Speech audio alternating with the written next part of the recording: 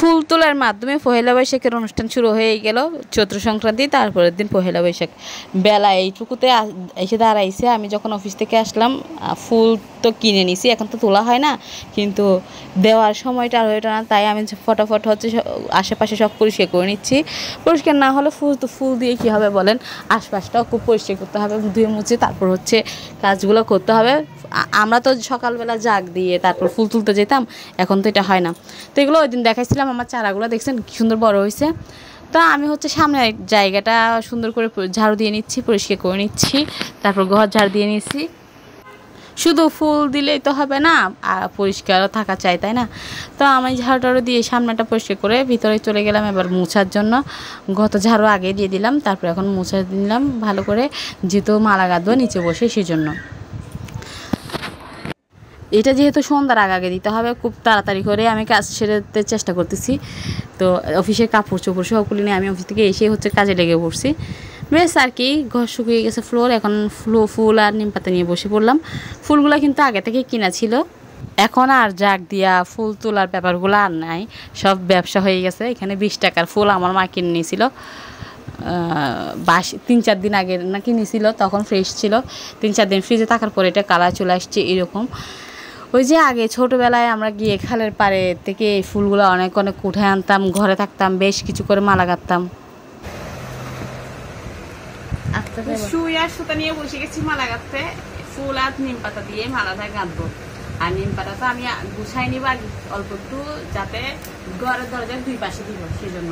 তাই আগা থেকে অল্প করে ঠিক নিচ্ছি, যাতে 2 ঘরের 2 পাশে অল্প অল্প দিব, বেশি দিব না, যাতে আটকানোর জায়গা নাই, তাই অল্প অল্প নিয়ে নিয়েছি।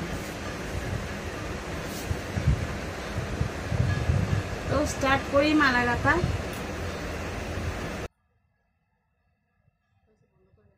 চিটংয়ের বাসায় ফুলবি বলে, ফুলবি তো কোনো শব্দ হয় না, তাই আমি ভাবছি হয়তো বিয়ে হবে, তাই আমি বিয়ে বলাতে অনেকে দেখি বলতেছে কার বিয়ে।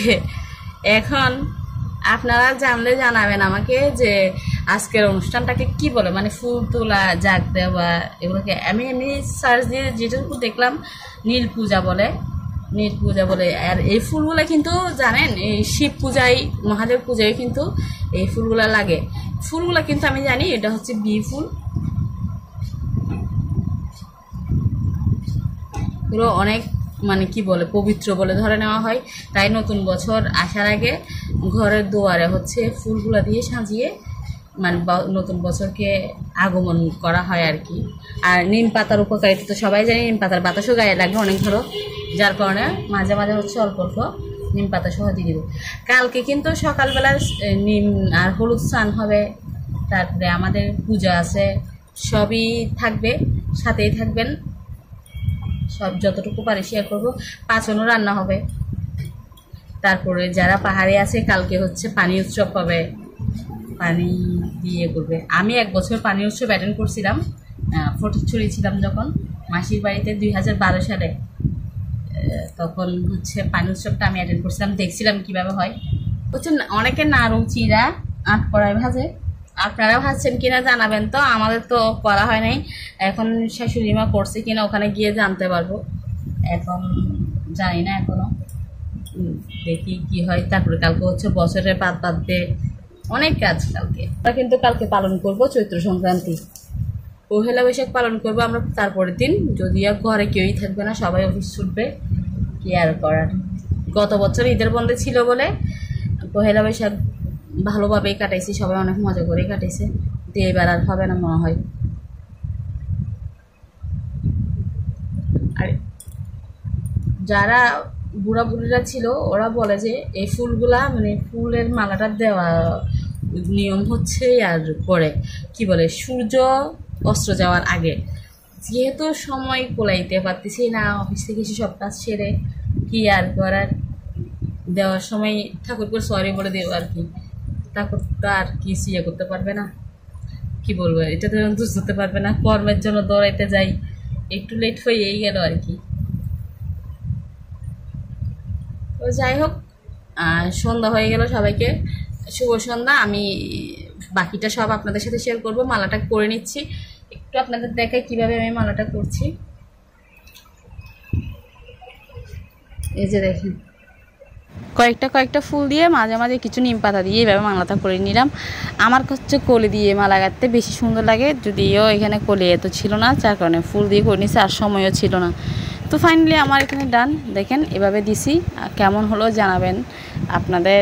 আমি অনেকে দেখছি মাধবীলতা দিয়েও দেয় ফুল, হ্যাঁ আমরা সবসময় এটা দিয়ে দেওয়ার চেষ্টা করি, বি ফুলটা দিয়ে। এই হলো আমার কাজ শেষ। এখন মালা আর নিম পাতা দুয়ারে লাগানোর পরে চলে গেলাম নাস্তা বানাতে। খেতে দিতে তো হবে নাকি, তো ভাবলাম একটু লুচি বানাই। লুচিটা বানাতে খুব সহজ, তাড়াতাড়ি হয়ে যায়, যার কারণে এটা বানানো। ছেলে মেয়ে আর আমি মিলে খাবো। ওর বাবা তো নাই, বাবা গেছে অফিসে। পরে যেই ভাবনা সেই কাজ, ফুলকো ফুলকো লুচি বানাই নিছি। তো যারা অন্যের সফলতা দেখে ফুলেন, না ফুলে এরকম ফুলকো ফুলকো লুচি বানাই নেন, খেয়ে নেন। নিজেরা ফুলে কি হবে আর বলেন তো। সবাইকে অগ্রিম চৈত্র সংক্রান্তির শুভেচ্ছা। তো কার কার এরকম ফুলকো ফুলকো লুচি পছন্দ জানাবেন তো। এই লুচি কিন্তু অনেকের ফুলে না, অনেকের অনেক রকম কাহিনী আছে। অনেকে হচ্ছে লবণ দেয় তেল কম ধরার জন্য, সবগুলো ফুলার জন্য। আমি হচ্ছে এখানে লবণ টবণ কিছুই দিই নাই, জাস্ট তেলটা হাই গরম করছি, লুচিগুলো হাই হিটে ভাজার চেষ্টা করতেছি। দেখেন প্রত্যেকটা লুচি কিন্তু এরকম ফুলে ফুলে বল হয়ে গেছে একদম। তারপর সব লুচি বানায় নিয়ে আমি ছেলে মেয়ে নিয়ে বসে পড়লাম। এই যে ওরা হচ্ছে চাও খাবে না, তরকারিও খাবে না, যার কারণে আমি এখানে চা তরকারি দুটোই আমি খাবো। নিয়ে তরকারি নিয়ে নিলাম, চা দিয়ে ওরা ভিজাই খাওয়ার পরে যতটুকু থাকবে চাটা আমি খেয়ে নেবো। আমি অনেক বেশি গরম চা খাই না, যার কারণে এটা আমার কোনো অসুবিধা হবে না। আজ এ পর্যন্ত, কথা হবে পরের ভিডিওতে।